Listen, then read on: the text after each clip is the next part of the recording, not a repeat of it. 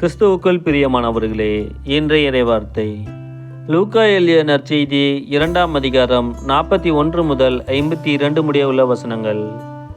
ஆண்டுதோறும் இயேசுவின் பெற்றோர் பாஸ்கா விழாவை கொண்டாட எருசலேமுக்கு போவார்கள். இயேசுவுக்கு 12 வயது ஆனபோது வழக்கப்படி விழாவை கொண்டாட எருசலேம் சென்றனர்.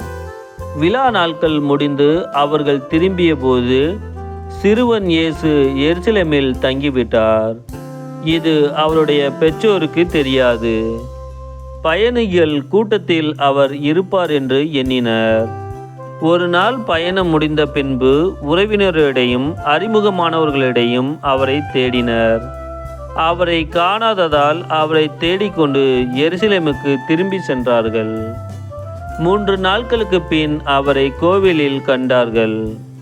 அங்கே அவர் போதகர் நடுவில் அமர்ந்து அவர்கள் சொல்வதை கேட்டுக்கொண்டும் அவர்களிடம் கேள்விகளை எழுப்பிக் கொண்டும் இருந்தார்.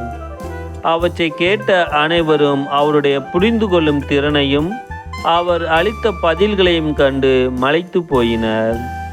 அவருடைய பெற்றோரும் அவரை கண்டு வியப்பில் ஆழ்ந்தனர்.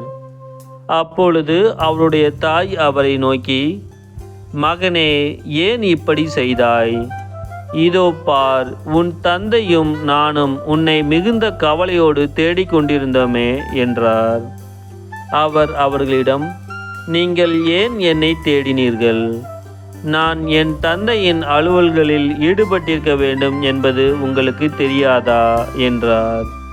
அவர் சொன்னதை அவர்கள் புரிந்து கொள்ளவில்லை. பின்பு அவர் அவர்களுடன் சென்று நாசரேத்தை அடைந்து அவர்களுக்கு பணிந்து நடந்தார்.